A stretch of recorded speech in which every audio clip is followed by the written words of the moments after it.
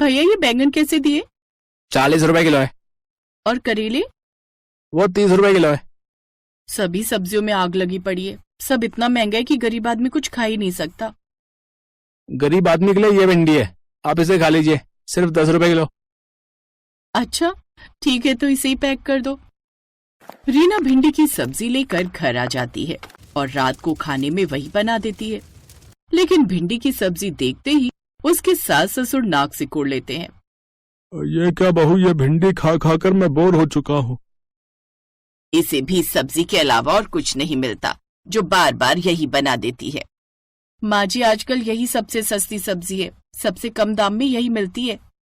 ना जाने कब ये गरीबी के दिन खत्म होंगे। लोगों की बहुएं बाहर जा जाकर काम करती हैं। एक मेरी बहू है जो कुछ काम करना ही नहीं चाहती, बस सारा दिन इससे आराम करवा लो। आप ऐसा क्यों बोल रहे हो माँ जी? मैं तो खुद कुछ काम शुरू करना चाहती हूँ, लेकिन क्या करूँ वही समझ नहीं आ रहा। माँ, आपने जो ये कुरकुरी भिंडी बनाई है, ये तो बड़ी ही स्वादिष्ट है, खाकर मजा आ गया। अगर आप ये बाहर बेचो ना तो आपको अच्छे पैसे मिलेंगे। मेरी सहेली है ना रेनू, उसके पापा भी राजमा चावल का ठेला लगाते हैं। अच्छा, फिर तो मैं भी ये काम शुरू कर सकती हूँ, क्या पता अच्छी आमदनी हो जाए। रीना ने अपने पाँव की पायल बेची और जरूरत का सामान लाकर खुद का काम शुरू कर दिया। लेकिन उस रोज मुश्किल से उसके पास 1-2 ग्राहक ही आए। शाम को वो वापस घर आई तो उसने सबको खाने में वो बची हुई भिंडी की सब्जी ही दे दी। मैं तो तंग आ गया हूँ ये भिंडी की सब्जी खाकर, मुझे पनीर खाना है, लेकर जा इसे। अच्छे से जानती हूँ उसकी ये भिंडी रोटी बिकी नहीं होगी, इसलिए घर लेकर आ गई। अब वहाँ किसी ने नहीं खाई तो हमें खिलाने आ गई। माँ जी, फेंकने से तो अच्छा है कि इसे हम ही खा लें। अनाज का अपमान तो नहीं किया जा सकता ना। अब तो कल की आई हुई छोकरी मुझे सिखाएगी कि घर कैसे चलाते हैं। हमें नहीं खाना ये, जा हमारे लिए अंडा भुर्जी या पनीर बना कर लेकर आ। रीना रोते हुए वहां से चली गई और बाजार से अंडे खरीद कर ले आई और उसकी अंडा भुर्जी बनाकर उन्हें दी। रीना बड़ी समझदार थी, वो घर खर्च में अपने पति का हाथ बटाना चाहती थी, इसलिए कोई न कोई काम करना चाहती थी और इसलिए उसने सब्जी रोटी का ठेला लगा लिया। ऐसे ही उसे कुछ दिन हो गए। आधा दिन निकल गया और अभी तक बस 4-5 ग्राहक ही आए हैं। अगर ऐसा ही चलता रहा तो मेरी सास मेरा ठेला बंद करवा देगी। तभी एक राजू नाम का ग्राहक उसके ठेले पर आया और उसने उसे ये कहते हुए सुन लिया। मेरी मानो तो अपना ठेला कहीं और लगा लो, तभी तुम्हें अच्छा मुनाफा होगा।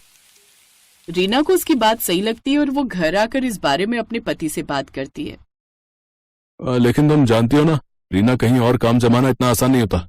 तुम्हें कुछ दिन ही हुए हैं और नई जगह जाएंगे तो वहां भी पैसे लगाने पड़ेंगे और अभी हमारे पास और पैसे नहीं है। अगर ऐसा ही चलता रहा तो जो थोड़े बहुत पैसे हैं हमारे पास वो भी कहीं खत्म ना हो जाएं। अगर मैंने ठेला बंद कर दिया तो मेरी मेहनत बेकार हो जाएगी और अभी कुछ ही महीने तो बीते हैं। कुछ दिन और चलाकर देख लेती हूँ, क्या पता अच्छी कमाई हो जाए। वो कुछ दिन और उस ठेले को चलने देती है, लेकिन अभी भी उसकी कुछ खास कमाई नहीं होती, इसलिए थक हार कर वो उस ठेले को बंद ही कर देती है। ऐसे कुछ समय और बीता और अब मनोहर यानी ससुर जी की तबीयत खराब हो जाती है। वो उन्हें गांव के डॉक्टर के पास लेकर जाते हैं।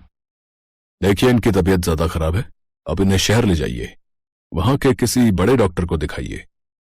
राजीव और रीना अपने पास जमा की गई थोड़ी सी जमा पूंजी लेकर चले जाते हैं, जहां सारा पैसा उसके बाबूजी के इलाज में लग जाता है।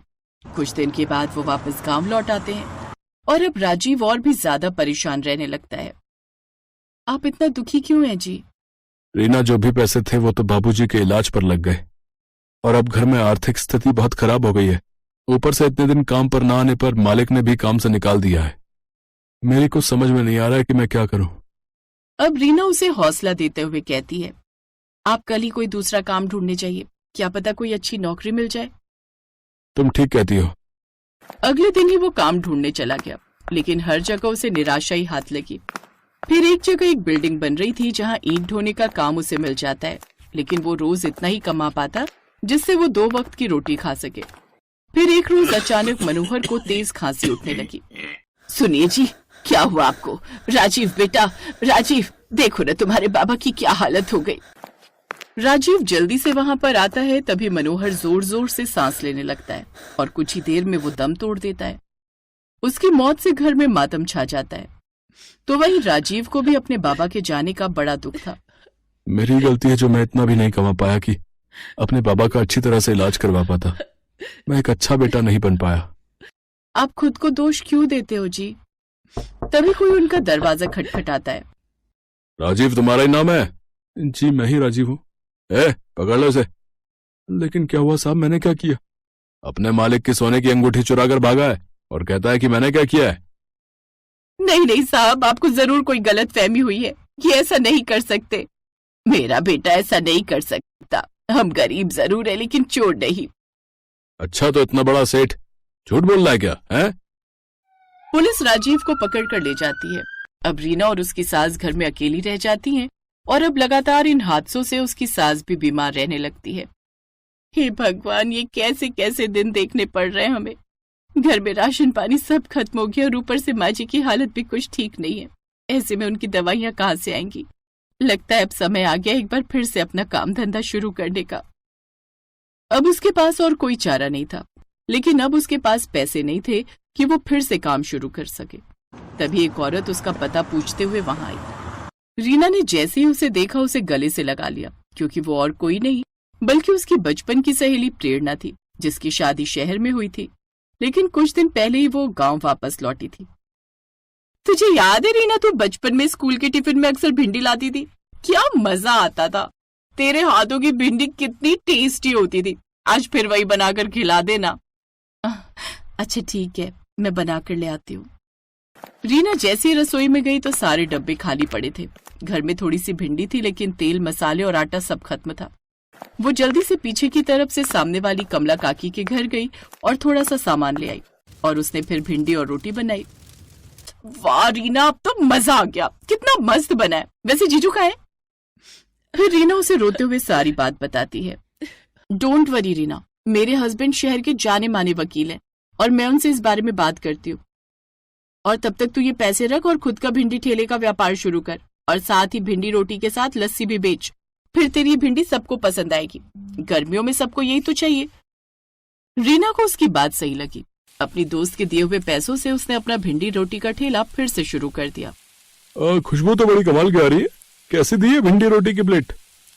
जी 40 रुपए प्लेट, उसके साथ लस्सी फ्री है। ग्राहक ने जैसे ही वो खाई तो वो खुश हो गया, क्योंकि इससे पहले उसने ऐसा कुछ टेस्टी नहीं खाया था। कुछ ही दिनों में उसका भिंडी रोटी का ठेला खूब अच्छा चलने लगा। अब वो अपनी सास को अच्छे से डॉक्टर के पास ले गई और उनका इलाज करवाया। रीना की सास को अब उसकी अहमियत समझ में आई। उसने उससे माफी मांगी। इधर प्रेरणा के पति ने राजीव को झूठे चोरी के केस से रिहा करवा दिया। तू तो मेरी जिंदगी में फरिश्ता बनकर आई, जिसने आते ही मेरी सारी मुश्किलें दूर कर दी। तू मेरी दोस्त है, तेरे लिए मैं इतना तो कर ही सकती हूँ। अभी तो मैं वापस शहर जा रही हूँ, लेकिन हाँ, जब भी दिल करेगा तेरे हाथ की भिंडी खाने आती रहूंगी और मैं तेरे लौटने का इंतजार करूंगी। प्रेरणा ये कहकर वहां से चली गई, जिसके बाद अब राजीव और रीना साथ में मिलकर भिंडी रोटी का ठेला चलाने लगे और उससे उन्हें खूब कमाई होने लगी। अब उनकी सारी परेशानियां खत्म हो गई और वो खुशी खुशी रहने लगी।